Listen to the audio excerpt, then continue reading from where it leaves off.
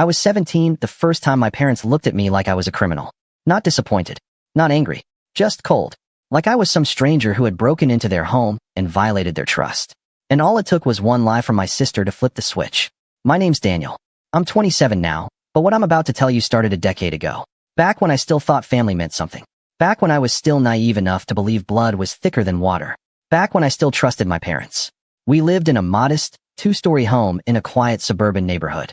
One of those places where nothing big ever happened, where people waved at you from their driveways and gossiped at backyard barbecues.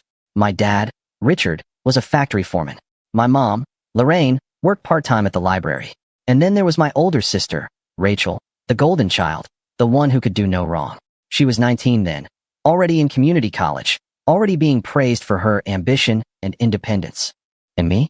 I was just Daniel. Quiet, studious, stayed out of trouble, helped around the house, got decent grades. But I was always compared to her. Always just a step behind in their eyes. Still, we were close once. Rachel used to walk me home from school when I was younger, ruffle my hair when I was sad, sneak me snacks when mom said no. But something shifted as we got older. Maybe it was the way our parents doted on her, praised her every mediocre achievement while glossing over mine. Maybe it was the way she seemed to enjoy the power she held, the way our parents always believed her first. Maybe it was just who she was underneath it all, and I was too young to see it. The first real crack appeared on a rainy Tuesday in September. I came home from school drenched and tired, dropped my backpack by the door, and kicked off my soggy sneakers. My parents were in the kitchen, both of them quiet. Too quiet. Rachel was sitting at the table, arms crossed, lips pressed tight. She looked up at me and gave me this look. Not angry, not scared. Just smug. Like she was waiting for a show to start. "Daniel," my mom said, not looking up from her mug. "We need to talk." That phrase. The classic harbinger of doom. "Okay," I said cautiously, my eyes darting between them. "What's going on?" My dad stood, walked over to the counter, and held something up. It was a small envelope. White. Torn at the top, my name scribbled on the front in blue ink. "I found this hidden in the laundry hamper," he said. "It's from my desk drawer." It had $300 in it. My stomach sank. "What? I've never seen that before." Rachel stood now too. "I told you," she said, voice calm and composed, like a practiced witness. "I saw him sneaking around the office last night. I didn't want to believe it, but I wasn't in your office," I said, heat rising to my face. "Why would I even take your money?" Mom finally looked up, her eyes heavy with disappointment. "We're not stupid, Daniel. You're the only one who would have known where Richard keeps his spare cash." "But I didn't." "Just admit it," Rachel interrupted, folding her arms tighter. "It's pathetic that you're lying. You've always been jealous of me. Maybe this was your way of getting even." That word, jealous, hit me like a slap. Jealous? Of what? Of her constant manipulation? Of the way she twisted every situation to her advantage and got away with it? "I didn't do it," I said again, this time quieter. Not because I doubted myself, but because I realized, in that moment, that it didn't matter what I said. The decision had already been made. That night, my parents didn't sit with me at dinner. Rachel smirked at me across the table while Mom and Dad ate in stony silence. My plate stayed untouched. By the end of the week, my dad had changed the locks on his office. My mom took away my laptop and said I couldn't be trusted. I wasn't grounded exactly. No one used that word, but the message was clear. I had broken their trust. I was no longer their son. I was a liability. Rachel, on the other hand, was showered with praise. "Thank you for being honest." It took courage to speak up. "You're such a good example for Daniel." I started spending more time at the library after school, claiming I had group projects just to stay out of the house. I knew I was walking on eggshells. I stopped asking for rides. I stopped speaking unless spoken to. I learned to make myself small. A month passed, then two.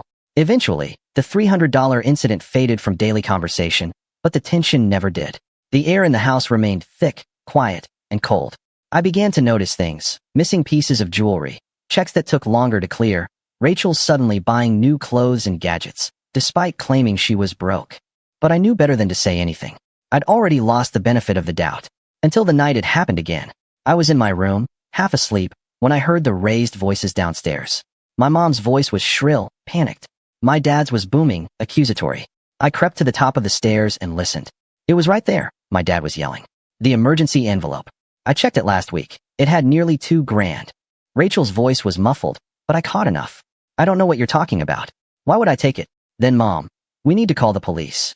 This is getting out of hand." I froze. Were they going to accuse me again? I patted down the hallway and leaned over the railing. "Everything okay?" 3 heads turned toward me, and I immediately wished I'd stayed silent.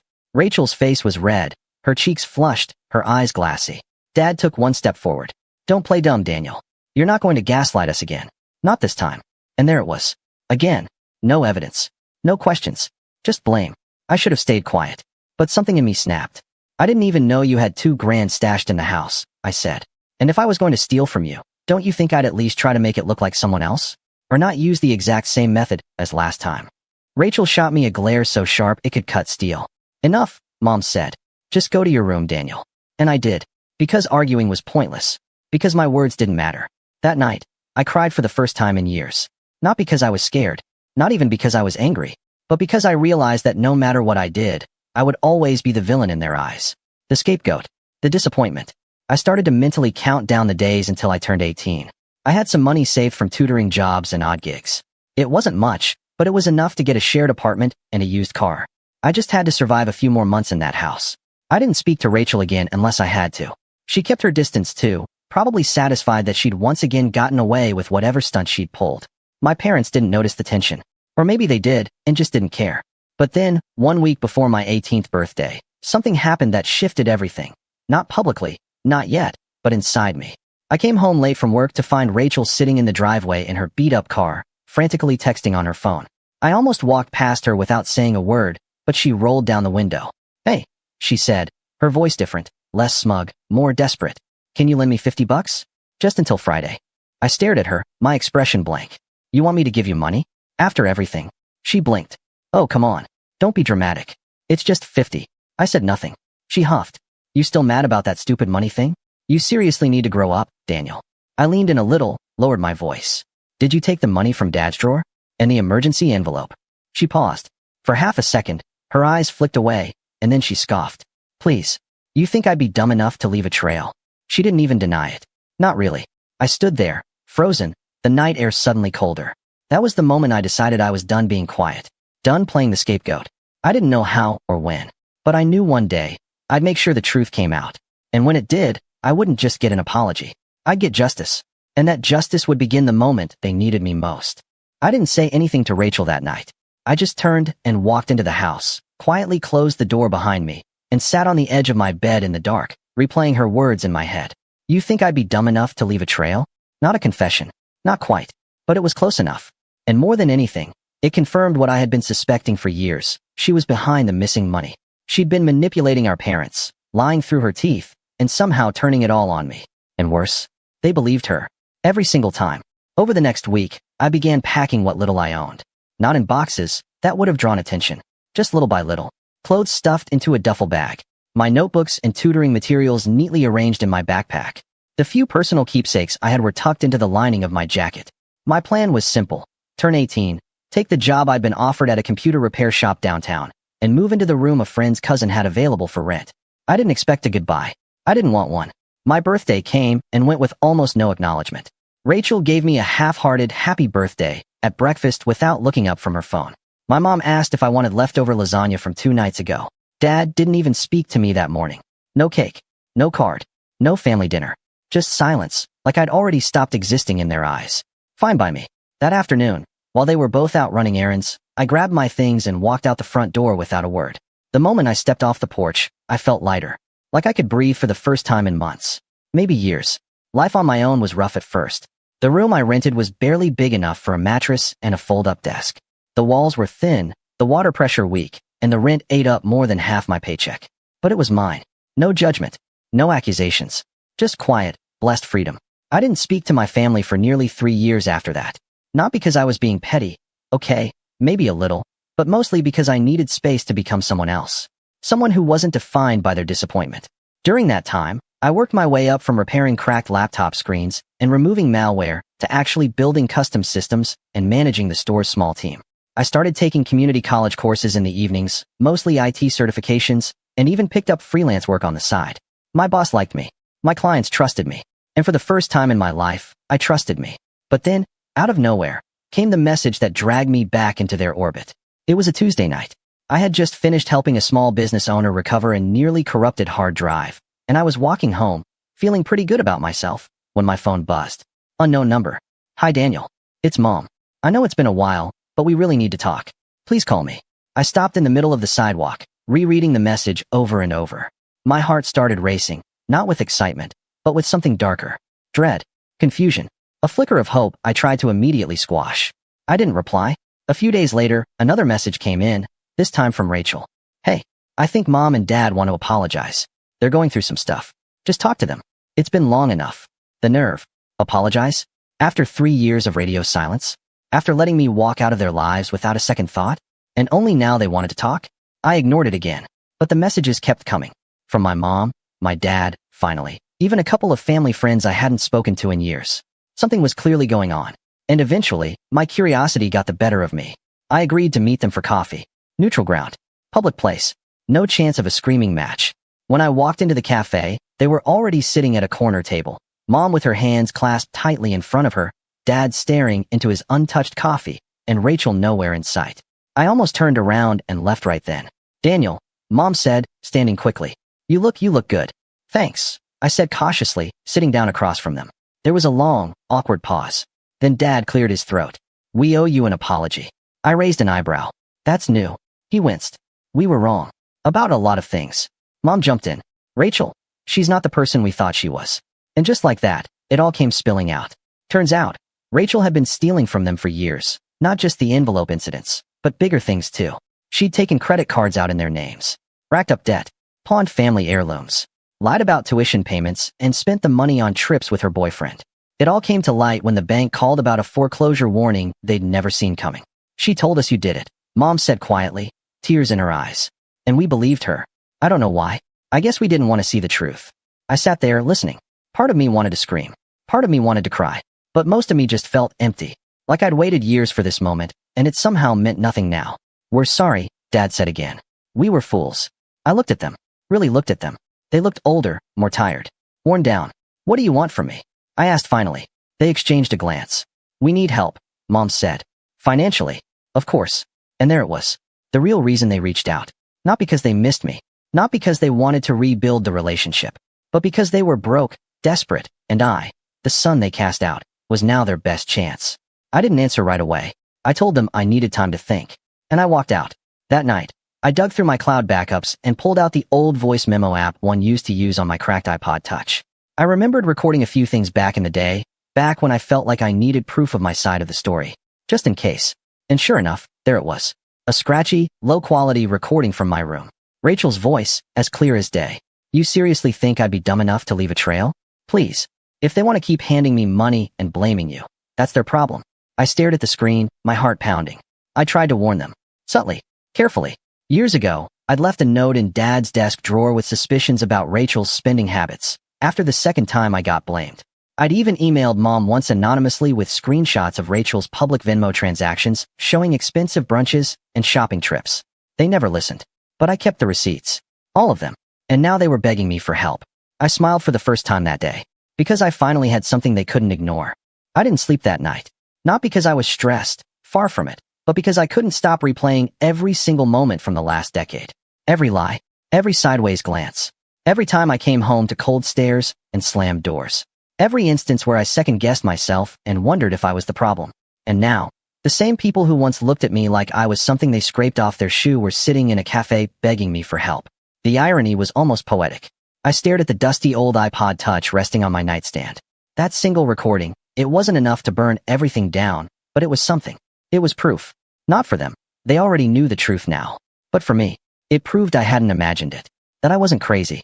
That the years of exile and silent treatment weren't the result of a misunderstanding.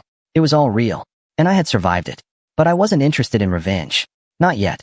First, I had to rebuild what they tried to destroy. After our reunion, I ignored their follow-up texts. They sent a few more messages over the next week. Long, desperate paragraphs about their financial situation, how they were at risk of losing the house, how Rachel had run off after being confronted. No apologies anymore, just subtle guilt trips laced between pleas for help. But I had my own life to worry about.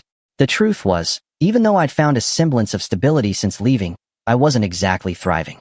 I was still in that tiny room, still juggling work and classes, still eating too many instant noodles and skipping dentist appointments. I was proud of how far I'd come, but it wasn't enough. Not for what I wanted, not for what I deserved. So I made a decision. No more just surviving. It was time to build. I started with my job at the computer repair shop. My boss, Brian, had always liked me, said I had a good head for problem solving and didn't panic under pressure. He also mentioned, more than once, that he was looking to expand. One evening, after closing up, I stayed behind and pitched him a plan. Let me take on the mobile clients, I said. Small businesses, home calls, on-site support. You don't have the time, and I've already built a good rapport with half the people who walk in here. Brian leaned back in his chair, skeptical. You want to go freelance? No, I said. I want to start something under your brand. A branch. I get a cut, you get the expansion.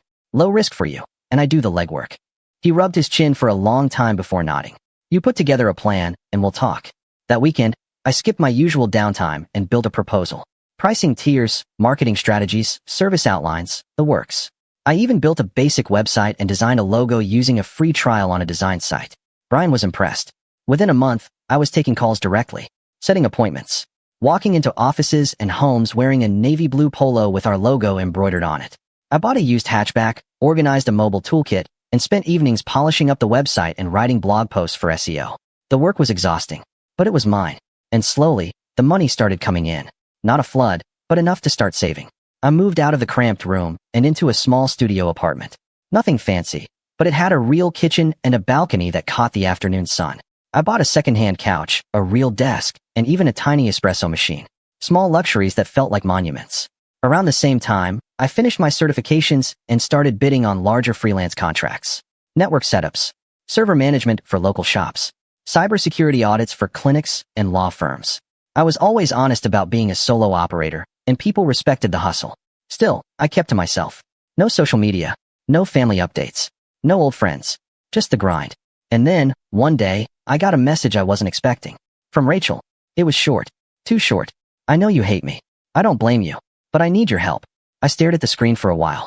Part of me wanted to delete it. Another part wanted to reply with a string of insults I'd been mentally drafting since I was 17. But instead, I did nothing. I left her on read.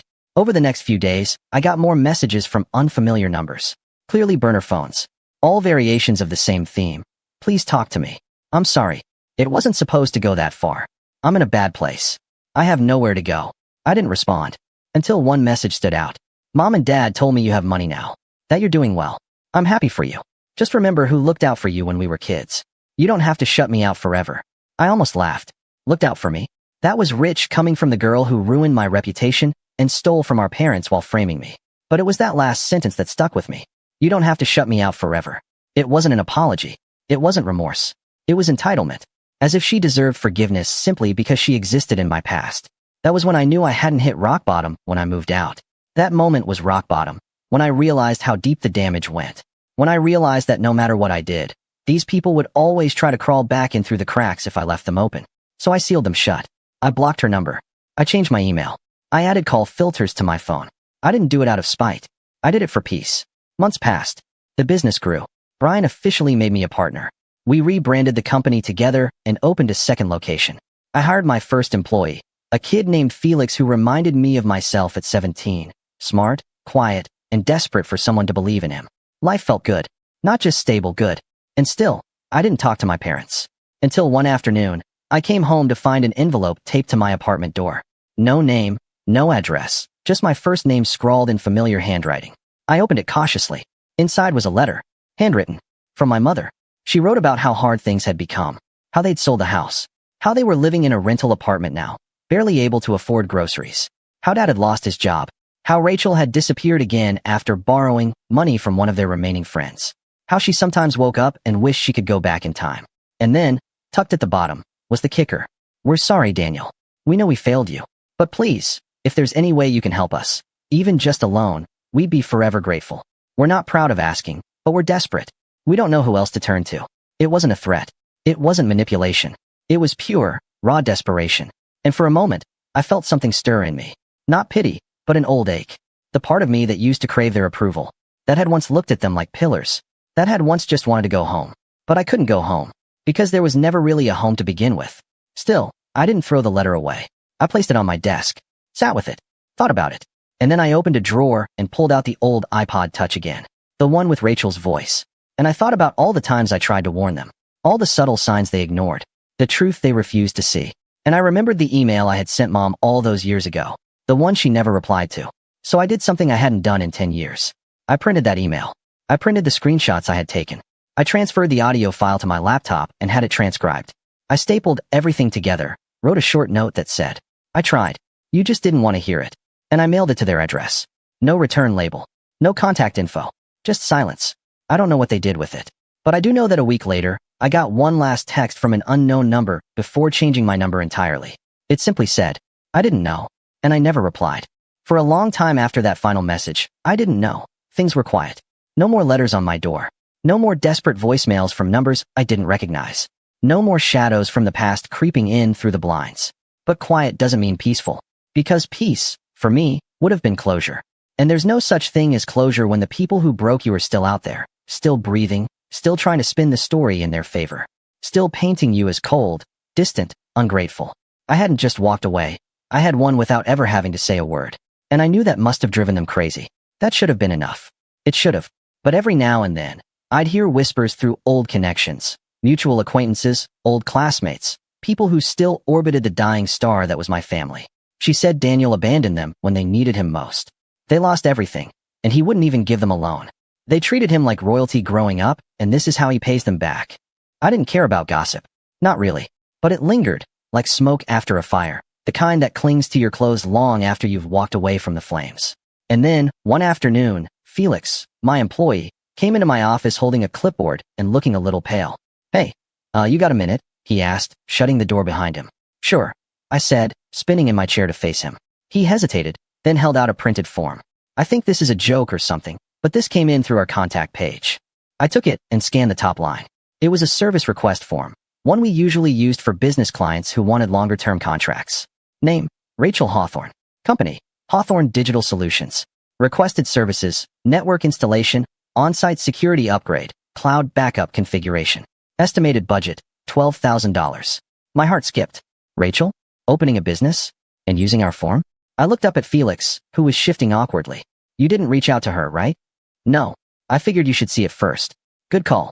I reread the form 3 times, just to make sure it wasn't a mistake. But the phone number matched hers. The email was her name too. Not even a burner. Bold, if nothing else. I sat back in my chair, letting the silence settle. So she was back in town. Or maybe she never left. And she was starting a business? Something about it felt off. Rachel wasn't the start-a-company type. She wasn't a builder. She was a siphon. She took.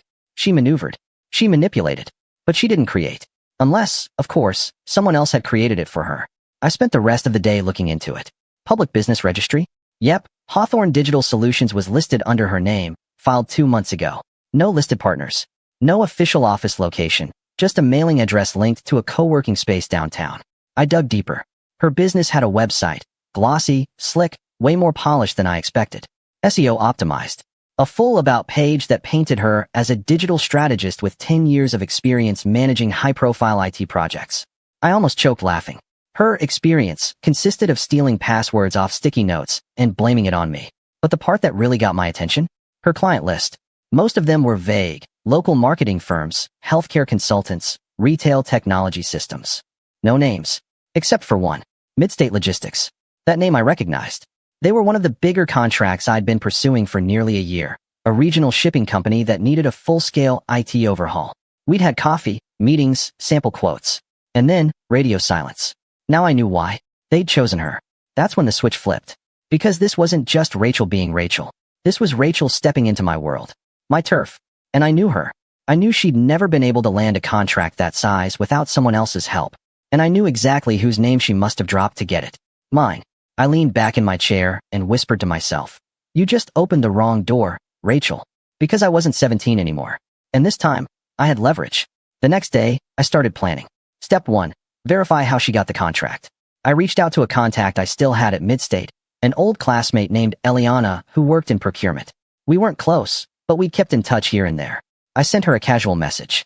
"Hey, I saw Hawthorne Digital landed your IT contract. Just curious. I thought we were still in talks." Her reply came 15 minutes later. "Hey Daniel. Yeah, honestly, I was surprised when your name didn't come up in the final quote. Rachel mentioned you two were still professionally linked, and that she'd be representing your branch. Thought it was a weird setup, but her quote came in lower." I stared at the screen. Professionally linked. She used my name. I felt the anger rise again, but I kept it in check. "Thanks. That helps a lot. Just clearing up a miscommunication." Eliana replied with a thumbs up emoji. Step 2. Gather receipts. I pulled all my past correspondence with Midstate. Quotes, emails, meeting notes, timestamped PDFs showing my name and logo, all dated before Rachel even filed her business paperwork. Then I did something I hadn't done in years. I went back through my parents' public financial records. It didn't take long to confirm what I suspected. After selling the house, they received a settlement from a lawsuit, something about workplace injury and a botched insurance payout. It wasn't a massive windfall, but it was enough to explain how Rachel suddenly had the money to fund a company. She'd used their money to start her business. The same money she had helped drain through years of lies and theft. It was too perfect. Step 3. Watch and wait. I didn't want to burn her immediately. That was the old me, the reactive kid who just wanted them to feel bad. This was different. This was surgical. I started building a portfolio, a dossier. Every fabricated credential on her website, I documented it. Every lie about her experience, I pulled metadata from LinkedIn screenshots. I even found an old resume she'd sent to a temp agency that contradicted the timeline she was currently selling. I also hired a virtual assistant to pose as a small business looking to work with Hawthorne Digital. She recorded the entire Zoom consultation. In it, Rachel mentioned me by name at least twice. Oh yes, I modeled our packages after some work I did with my associate Daniel. We've handled several high-end clients together. The kicker? She sent over my sample contract. The one I'd written, word for word. I had everything I needed, and I was still just getting started. I waited exactly 3 weeks before I made my move. Not because I needed more time to prepare. I already had everything. The files, the audio clips, the fake consultation recording, the proof that Rachel had stolen my work, used my name, and defrauded a company into hiring her under completely false pretenses. No, I waited because revenge is best served cold, but also slow. It needed to simmer. And Rachel? She had no idea the pot was even on the stove. She kept growing bolder, too. Posting selfies on LinkedIn, acting like a corporate queen, writing smug captions like, "Nothing like watching your hard work pay off." She even uploaded a video where she sat in a minimalist office, clearly rented, and gave advice on scaling your digital brand. I had to pause halfway through because I couldn't stop laughing. But the final straw came when she posted about expanding. Another contract, another client, another step toward legitimacy in a world she had no business being in. So I gave her the legitimacy she so desperately craved. It started with a package, sent directly to Midstate Logistics. Attention, Eliana Torres. Inside was a manila folder. No branding, no note, just proof. Proof that the resume Rachel had submitted was fabricated. Proof that her quote was plagiarized. Proof that she had never worked with me. In fact, quite the opposite. Transcripts of old voicemails she left me when she was desperate for money. Audio of her casually admitting to lying and stealing. And a signed affidavit from me, stating that I had no affiliation with her company, had never granted permission to use my name or materials, and had evidence of intellectual property theft. I didn't need to add commentary. The facts spoke for themselves. I sent a similar folder to 2 other companies listed on her website. One of them emailed me the same day. Short and to the point. Thank you for bringing this to our attention. We will be conducting an internal review immediately. Please let us know if you are willing to speak further on this. I wasn't finished. I sent the final package to a small business watchdog group that ran a newsletter for local companies. They had a section titled Spotlight on Fraud, where they exposed dishonest vendors and companies for misleading claims, fake certifications, and deceptive practices. I made sure to include a USB with side-by-side screenshots of Rachel's website and mine, highlighting where she'd copied my layouts, word-for-word blurbs, and pricing structures. And then I waited. 1 week later, everything unraveled. I found out from a mutual connection, a guy who used to run SEO campaigns for us and had since moved on, that Rachel's name was being passed around in local tech circles. Not in a good way. One of her new clients had pulled out. Another had requested a refund and reported her to the Better Business Bureau. And Midstate? They didn't just cancel the contract. They blacklisted her. Publicly. They issued a statement to vendors warning about a consultant who misrepresented their credentials, falsified project experience, and engaged in deceptive contract practices. They didn't name her, but everyone knew. 2 days later, Hawthorne Digital Solutions website was taken down. Her LinkedIn profile vanished. Her business email started bouncing. She was disappearing, or at least trying to. But I wasn't done yet. Because while Rachel's crash was satisfying, there were still 2 people who had spent nearly a decade believing her lies. People who threw me out, dismissed me, and came crawling back only when they needed help. I hadn't spoken to my parents since mailing that envelope, the one filled with proof that I'd been trying to warn them all along. I hadn't planned on contacting them again. But then I received an email. It was from my dad, sent to my work inbox, which wasn't publicly listed.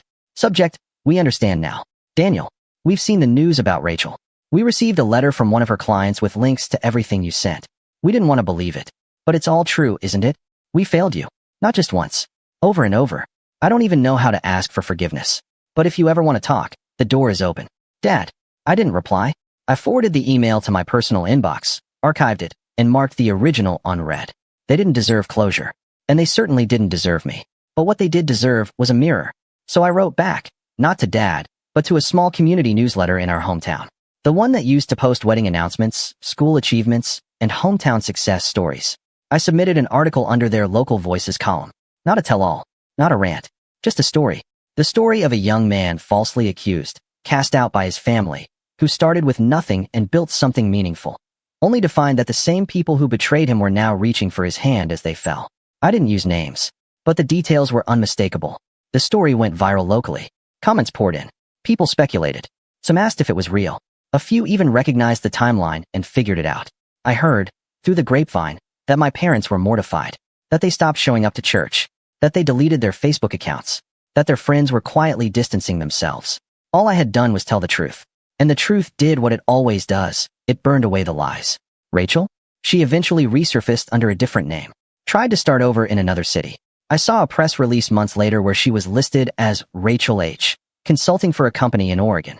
But her reputation had holes in it now. Holes that didn't patch easily. As for me, I kept building. I hired 2 more employees. Expanded to another city. Invested in a co-working space for freelance tech workers.